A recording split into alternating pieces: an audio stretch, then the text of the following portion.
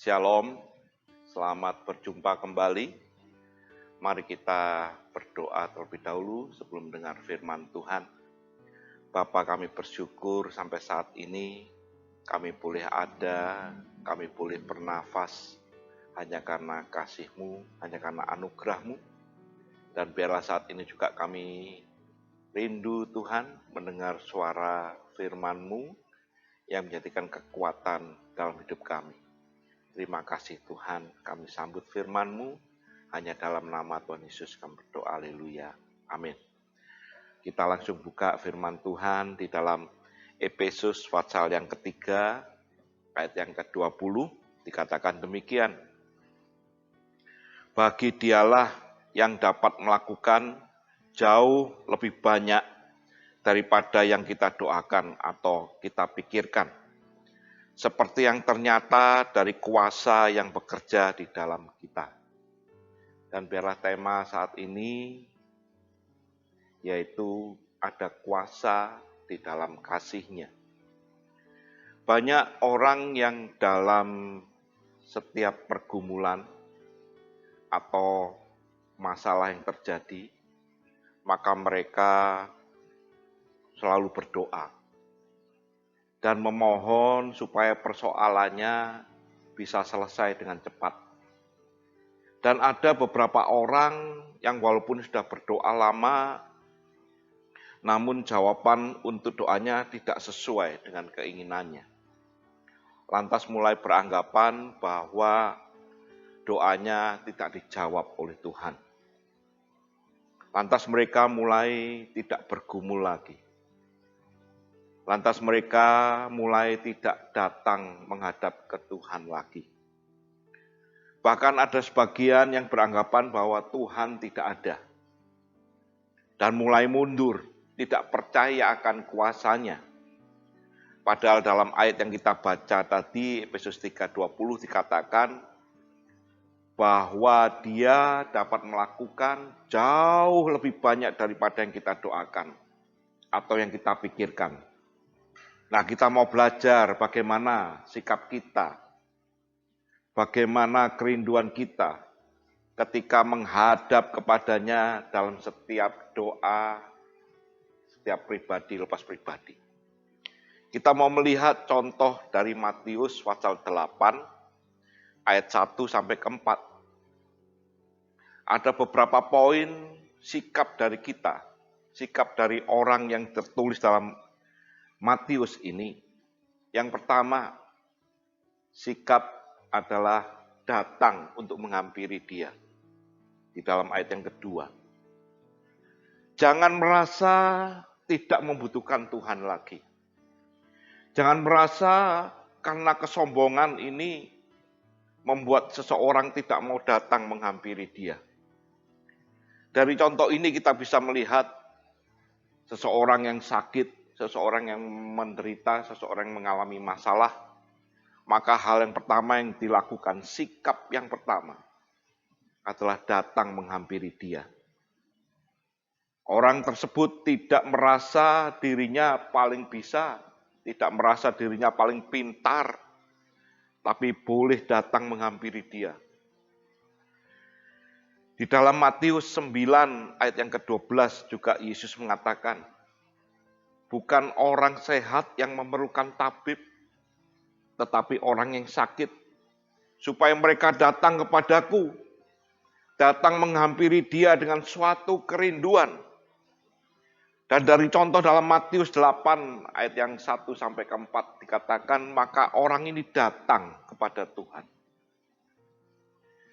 Langkah selanjutnya adalah dikatakan juga ayat yang kedua, maka orang ini sujud menyembah. Bukan hanya datang, tapi sujud menyembah. Berlutut, tersungkur. Di dalam versi Lukas 5, ayat yang ke-12, maka dikatakan, maka orang ini tersungkur di hadapan Dia.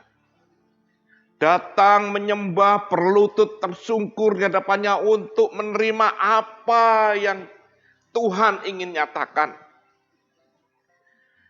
Ingat, kita adalah orang yang dahulu najis, Orang yang dahulu kotor, tapi oleh karena anugerahnya, oleh karena kasihnya, maka kita bisa mendapat kelayakan untuk datang dan menyembah. Kita sebenarnya tidak layak untuk menerima semua ini. Apalagi ada orang yang berani ngomong ini semua karena aku. Kita mendapat kelayakan hanya karena Dia yang memberi kesempatan buat kita semua. Datang, sujud, menyembah, tersungkur, berlutut di hadapan Dia. Lantas selanjutnya dikatakan juga mereka memohon, orang ini memohon. Datang, sujud, menyembah, dan memohon. Di dalam Lukas 5 ayat 12, mereka sujud, memohon, begging, memerlukan, sangat rindu Tuhan menjamah. Datang dengan hati yang hancur, memohon belas kasihan Tuhan, memohon anugerahnya, dan memanggil namanya, menyerukan namanya. Maka orang tersebut memanggil Tuhan, Lord, Master, Tuhan di atas segala Tuhan. Dalam hal ini kita juga memanggil berseru atas namanya. Berarti mulai mengenal namanya. Dan mulai mengerti dan memahami arti kasih dan kuasanya.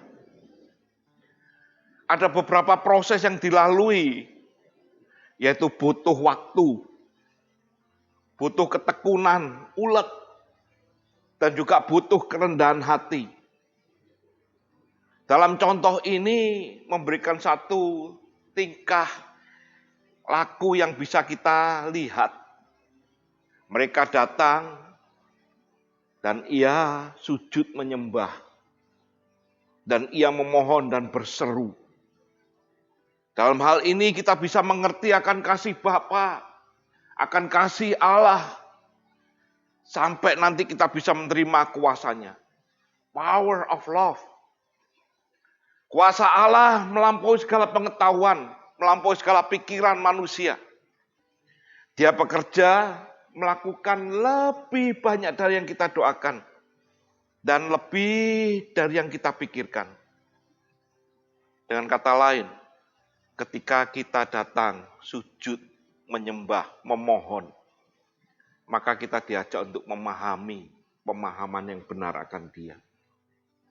Pemahaman akan kasih-Nya dan pemahaman akan kuasanya. Di dalam Filipi 3 ayat yang ke-10. Ketika kita berseru manggil namanya, maka kita juga bisa memahami akan kasih-Nya dan juga bisa memahami akan kuasanya. Tingkah selanjutnya, langkah selanjutnya, maka orang tersebut berserah kepada kedaulatan kekuasaan Allah. Hal ini sangat penting.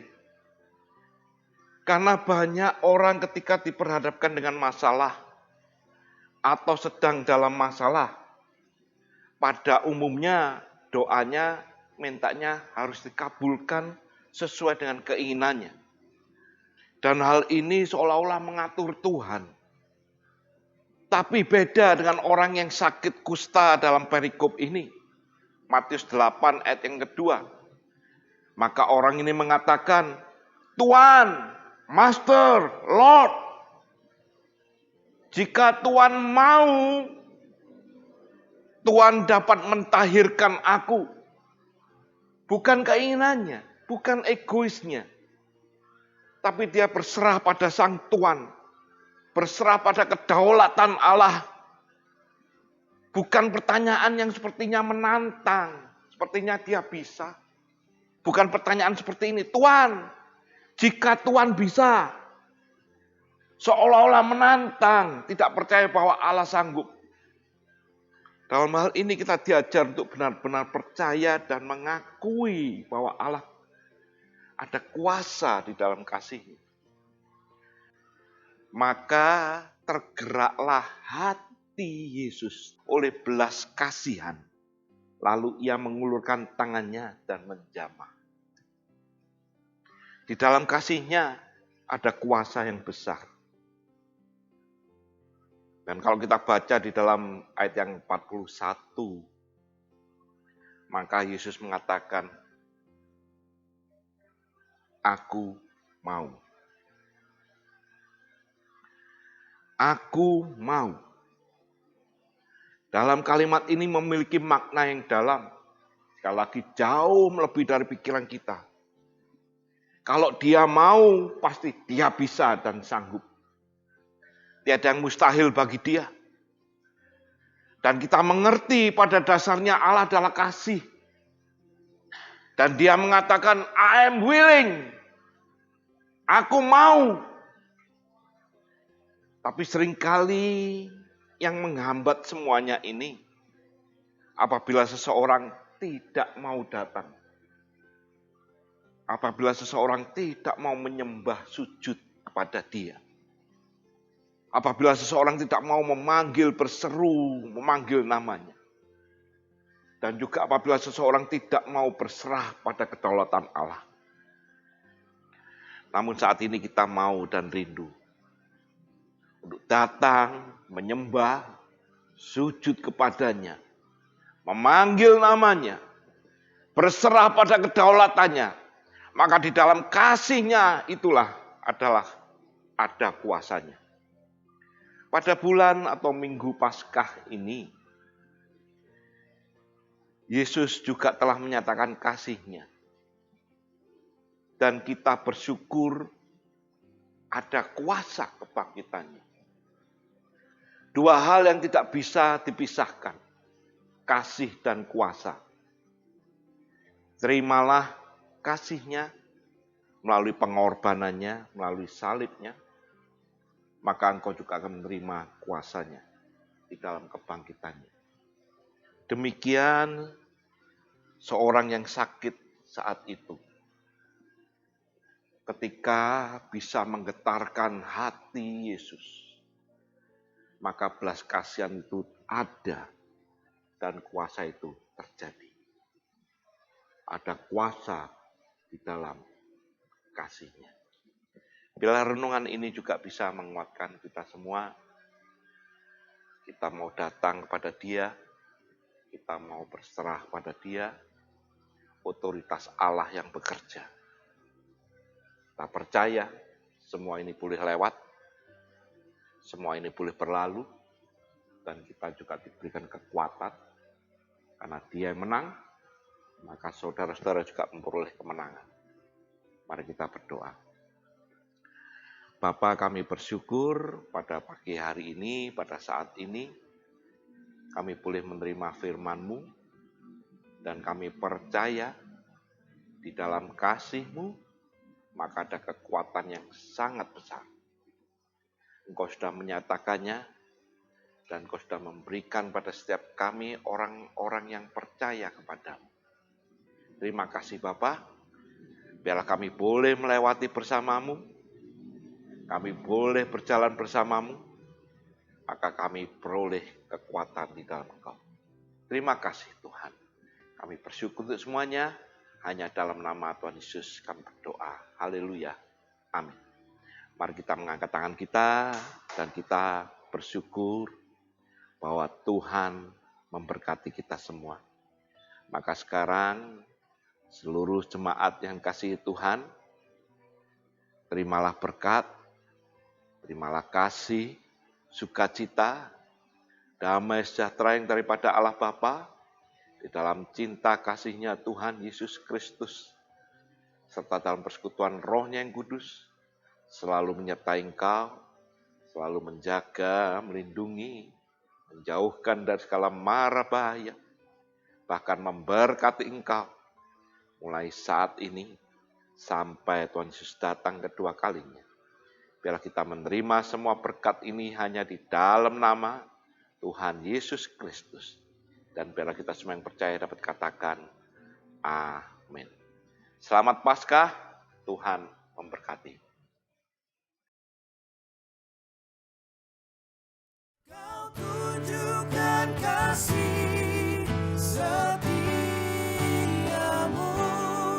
Kau menyediakan yang ku perlu setia.